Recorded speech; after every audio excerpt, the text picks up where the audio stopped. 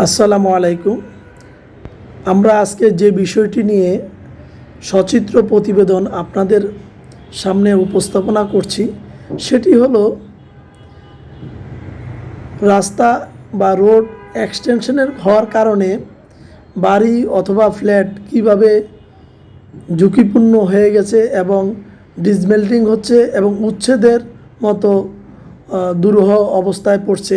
সেক্ষেত্রে এই রাস্তার পাশে এই বিল্ডিং বা এই ফ্ল্যাটে যে সকল ব্যাংক বিনিয়োগ করেছে তারা যেমন ঝুঁকিতে পড়েছে, তেমনি যারা ফ্ল্যাট ক্রয় করেছে তারাও ঝুঁকিতে পড়েছে।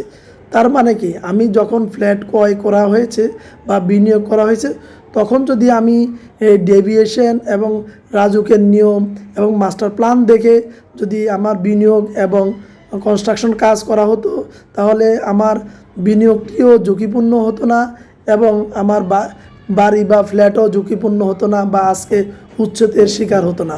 অতএব আমাদের যে কোনো বিনিয়োগ এবং যে কোনো ভ্যালুয়েশনের ক্ষেত্রে অবশ্যই আমরা এই বিষয়গুলো সঠিক তথ্য উপাত্ত দেখে মূল্যায়ন করতে হবে। আর সেই ক্ষেত্রে মূল্যায়নের জন্য সঠিক প্রতিষ্ঠান নির্বাচন করতে হবে।